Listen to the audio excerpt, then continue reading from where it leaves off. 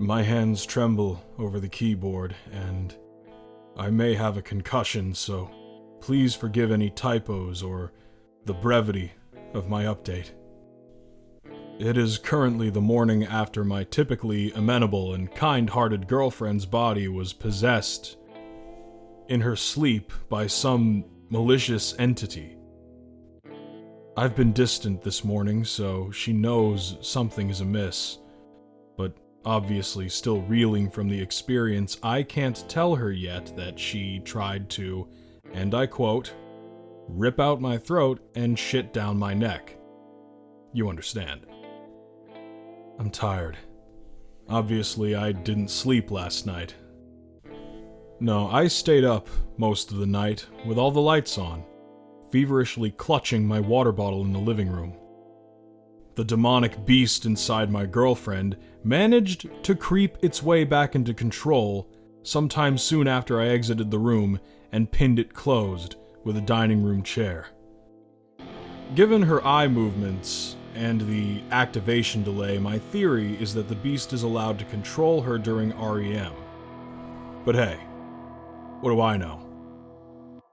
It spent most of the evening attempting to coax me back into the bedroom, this time with a pinch more emotional intelligence, calling out to me in what was as close to my girlfriend's normal voice as it could manage. Come to bed, sweetie. Why are you sleeping on the couch again? I decide I'm not going to validate this demon with a response, but moments later that too deep, sinister voice is back. If you don't open this door, I will slit the cat's throat. Fuck, I forgot about the cat. He's still in the bedroom, probably cowering in fear, hissing in the corner to no avail. My guess is that the cat is already dead. But what can I do? Let our beloved kitten be eaten alive by someone he trusts? I've seen enough horror movies to know that this is the moment I have to decide to do something dumb and heroic, or die on screen while everyone yells about how much of an idiot I am for opening the door. I may have a little more sympathy for those characters now. People thrust into impossible situations are forced to make impossible choices. Against my better judgment, I'm going to open the door, get the cat out of the room. I'm staring at the bedroom door now and notice something damp and muscly poking out and prodding its way out from under the door. I point my phone's flashlight at it and realize that it's my girlfriend's tongue. I catch myself experiencing an intrusive thought, wondering if she'll want to know why her mouth is full of cat hair tomorrow. But this is perfect. I need to test out my new technique. A spray bottle full of sink water. I spray the tongue as it inchworms itself around the edge of the door, presumably looking for purchase on my human flesh. It immediately recoils and I hear the body inside collapse. Water is still a demonic possession off switch, I decide, and immediately tear the chair away from holding the door locked. I don't even have time to think about whether or not I have holy water on tap. I need to act fast. Attempting to open the door now. My girlfriend's unconscious body is blocking me from entering. It requires a little bit of force to slide her ragdoll body from behind the door so I can squeeze through, trying not to look too closely at her. I realize now that she's sweating a black, oily substance, and the bed and the floor are totally drenched. I realize the reason it was so difficult to open the door. The demon's sweat is sticky. She seems to be stuck to the ground. Carefully avoiding stepping in the demon's superglue, I'm now inside the bedroom. To my dismay, I don't see the cat right away. It makes sense, though. Frightened as hell, it must have crawled and hid under the bed. Yikes. I've got to persuade it out from under there now. But that'll mean I need to get down on my belly and reach under the bed.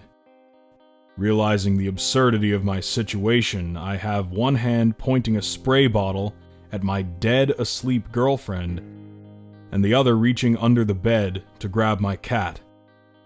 My eyes trained on my girlfriend, I reach blindly under the dark bed. I can feel its soft fur. I wrap my hand around it and attempt to bring it towards me. It wriggles free from my grasp with evidently zero intention of making this easy. It crawls deeper under the bed. Frustrated, I take my eyes off my girlfriend to look where it went. No sign of it. I make the call to put my spray bottle down and point my phone's flashlight under the bed. It's too deep underneath for me to get it from this side. I'm going to need to go around to the other side to capture it. Pulling my head back out from underneath the bed, I realize my fatal error. My girlfriend has woken up. She's standing over me, a dark tower, as I lay vulnerable on the ground beside the bed. Her teeth look sharper from this angle. In my phone's flashlight, why didn't I just turn on the bedroom light? Anyway, she is drooling that black, oily glue. Her hair, normally a gorgeous brown, is so glossed with black paste that it has slicked itself to her head, like she just got out of the shower. Her eyes were menacing, wide open, bloodshot, and yellow. She looks tired. I'm tired too, but it's time to go. The cat heroics can wait. Just as I'm about to scuttle an adrenaline-filled crawl around her legs and out the open door, she grabs both angles with both of her arms. I remember her typically gentle touch is nowhere to be found in this grip as her nails dig shallow wounds into my legs. With inhuman strength, she begins raising my entire body weight by my legs, plainly in an attempt to start eating me alive from the toes up. Little does she know, I've never skipped a leg day in my life. I kicked my girlfriend square in her teeth with both feet. She drops me on my head, but I can't feel it. While she's stunned, I manage to get to my feet, carefully avoid the preternatural spiderweb paste, and exit the room. Hands shaking, I adjust the chair to the correct angle just in time to hear agitated knocking on the other side. Babe, come back to bed. It's late. You're gonna be so tired at work tomorrow. All of that, and I didn't even get the damn cat out. And my spray bottle is still in there.